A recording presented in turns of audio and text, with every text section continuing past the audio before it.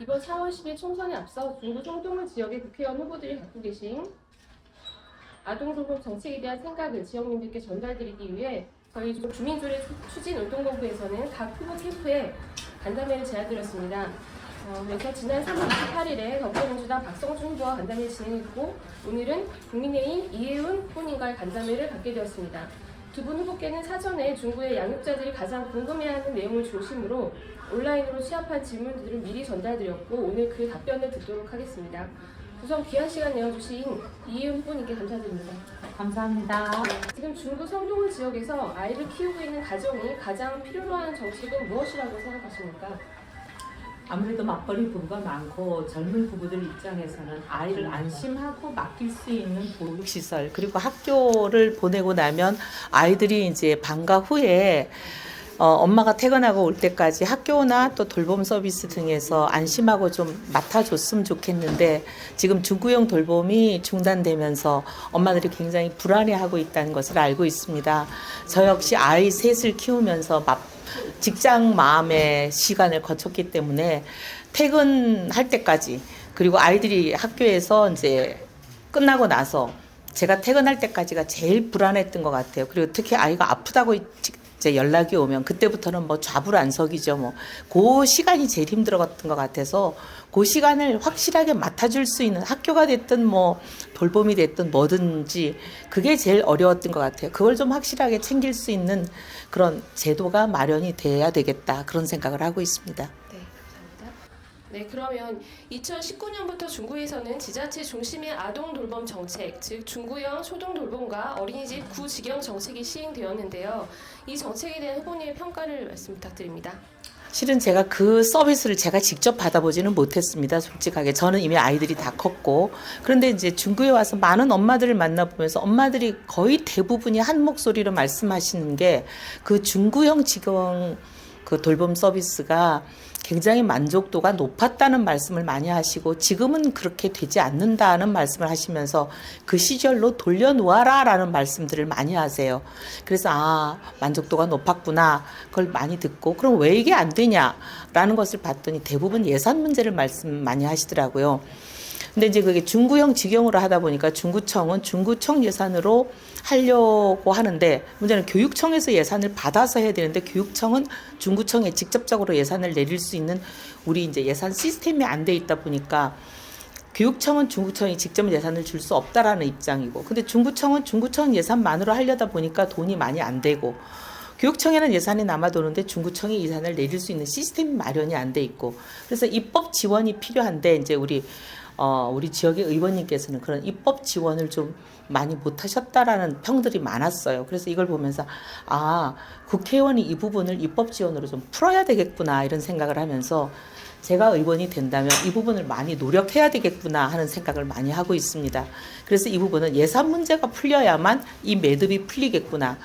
그리고 중구청이 좀 소극적이었다는 얘기를 많이 들었습니다. 그래서 중구청하고도 얘기를 많이 해봤는데 처음에는 이 부분에 대해서 중구청도 소극적이었다가 워낙 학부모님들의 이제 민원이 많고 그래서 지금도 중구청은 이 부분을 중구형 직영으로 돌아가려고 그러니까 이것을 확대하려고 하는데 예산 문제에서 상당히 난항을 겪고 있는 것 같아요. 그래서 이 부분은 이제 의원이 돼서 예산통 국회의원이 이제 만약에 국회에 들어간다면 이 부분을 풀 수 있는 물꼬가 트이지 않을까 그런 생각을 지금 하고 있습니다. 네, 답변 감사합니다.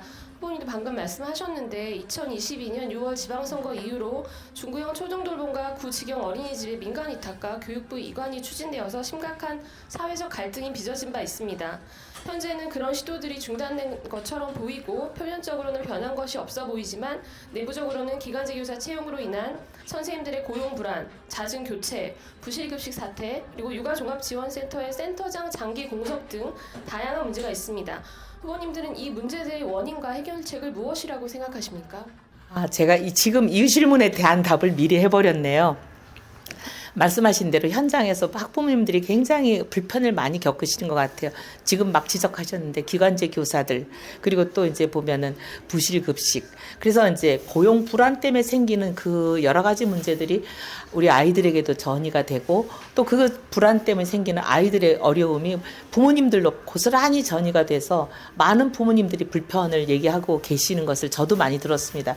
학부모님들하고 현장에서 만나보면 학부모님들이 가장 고통스러워하시는 것이 도대체 이래가지고 아이를 믿고 맡길 수 있겠느냐 그런 말씀들을 많이 하시는데 제가 봐도 이래가지고는 어려운 것 같아요.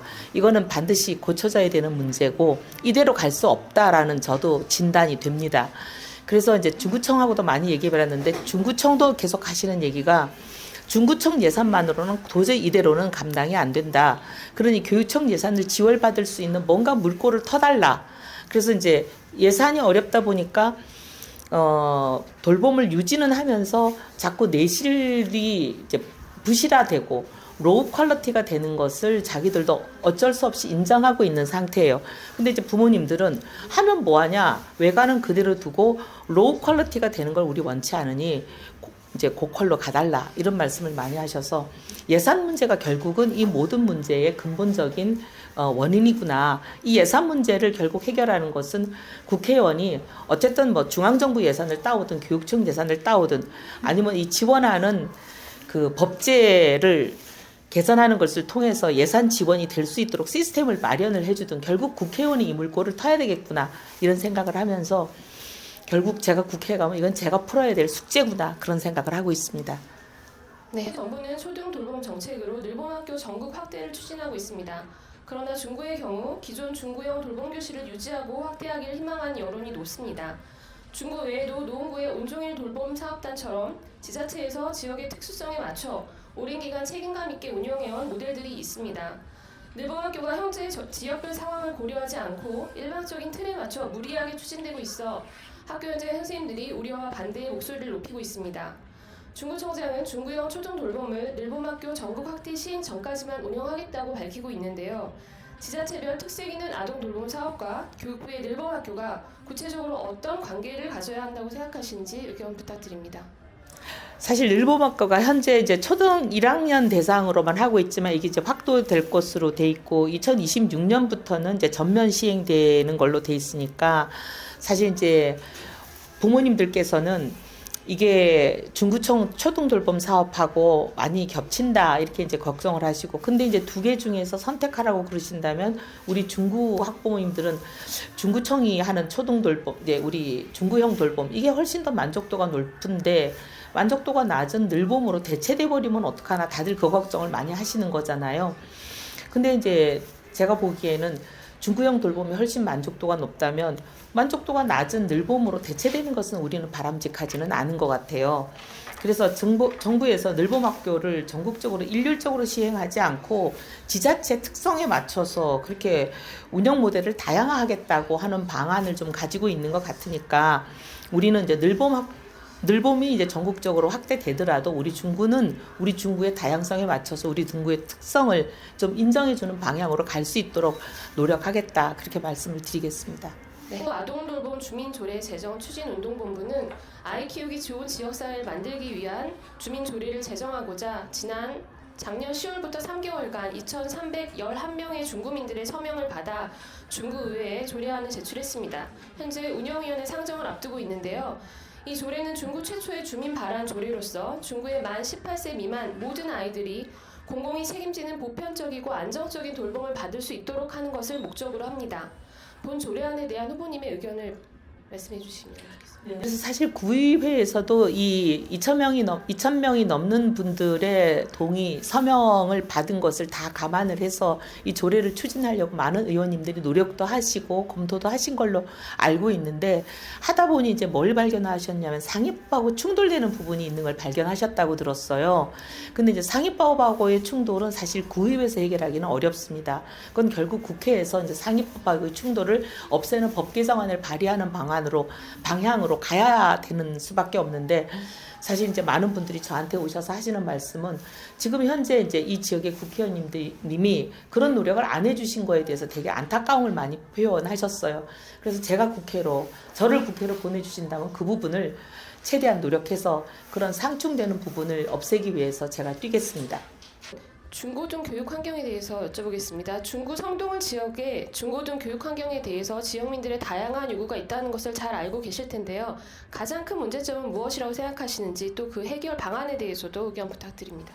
이제 중학교 같은 경우는 특히 금호 지역은 지금 중학교가 사실상 마땅치가 않습니다. 그래서 많은 분들이 금호 지역에 좀 중학교를 신설해달라 그런 요구를 많이 하세요. 그래서 저도 봤는데 2026년에 개교하는 모 여중이 있습니다.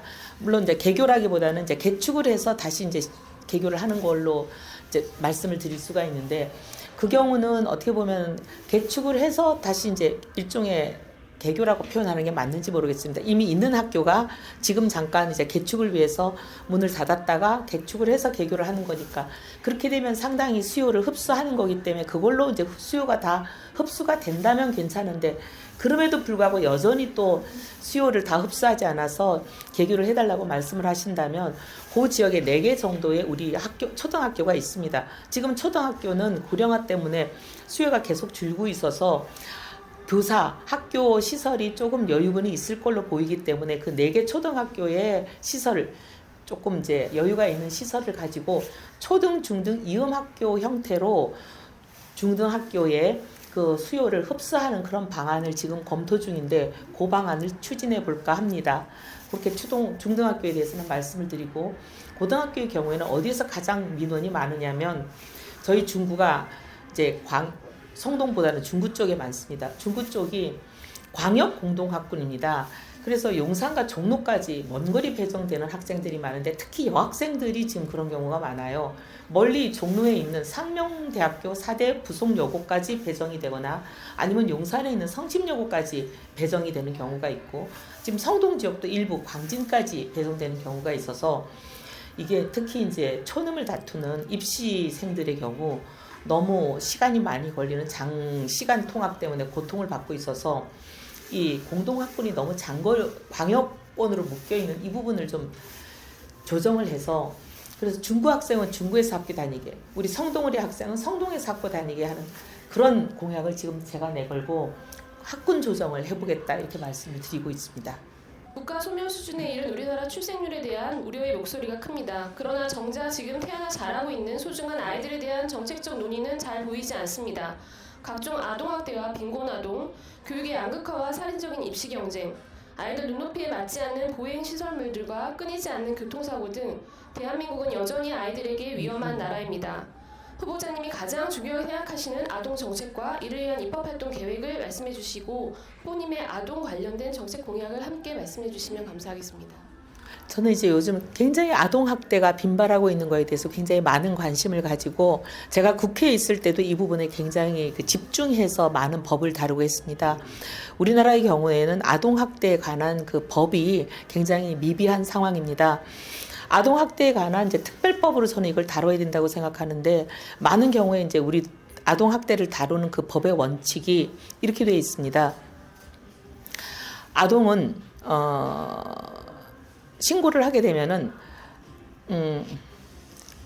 어떻게 말씀을 드리는 게 좋을지 모르겠습니다. 이제 가정에서 다루게 되어 있어요. 그래서 신고를 하면 아동은 미성년자이기 때문에 부모에게 모든 것이 권한이 주어집니다. 그래서 아동이 신고를 했을 때 가정의 회복, 이제 가정의 회복이라는 이름으로 아동에게 훈육이라는 이름으로 거의 살인에 이르는 폭력을 행사하는 그 부모가 있는 가정으로 거의 돌려보내 버립니다.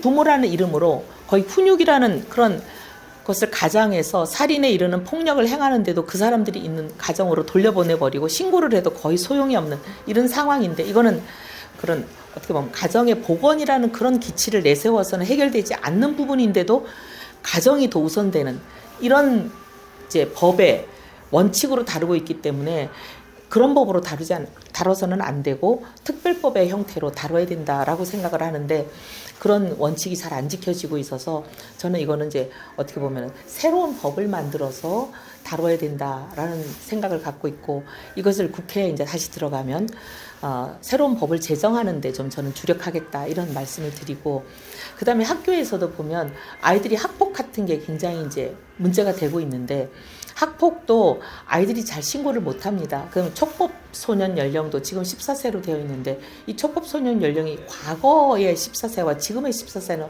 완전히 다릅니다. 그런데 지금 이 14세를 이제 촉법 소년 연령을 낮추어야 될 필요성이 있는데도 이게 지금 전혀 진행되고 있지를 않아요. 그런 문제. 그다음에 이제 학교 폭력에 대해서 아이들이 누구에게도 잘 말하지를 못하는데 이거를 이제 전담 아주 전문성을 가진 그런 수사 경력을 가진 사람들이라든지 이런 사람들을 학교에 전문 상담사도 배치하고 이래서 아이들이 누구에게나 좀 털어놓고 쉽게 얘기해서 미연에 방지할 수 있는 이런 시스템들을 좀 갖추는 것이 좋겠다 이런 생각을 가지고 제가 과거에 이런 활동들을 많이 했는데 이런 부분을 좀 더 저는 보강할 생각을 가지고 있습니다. 그러면 저희는 이 좋은 정책을 설명을 드리고 유지하기 위해서 국민의힘과 얘기하신 채널 자체가 없었거든요. 채널이 되겠습니다. 예. 그래서 오히려 기존 국회의원님 거꾸로 구청장 소통이 잘 안 되다 보니까 저희가 국민의힘 의원이 필요한 이유도 사실은 구청의 국내 상과 가장 밀접된 구청인데 같이 상호 협의가 되지 않다 보니 있어가지고 그 부분들 조금 많이 소통이 돼야 되다 보니까 소통의 채널이 되겠습니다. 지금은 제가 이제 실업자인 상태에서 뭘 갖고 와라 말라 뭐 너희가 거짓말하는지 보자 감사를 해보자 이럴 수가 없으니 저한테 좀 계급장을 달아주세요. 감사합니다. 네. 자체가 저희가 네. 공동을 다 유튜브에 올려놨고 네. 이제 피선거권자들이 볼 테니까 네, 네. 그래서 저한테 그런 이제 기회를 주시면 같이 해보십시다. 감사합니다.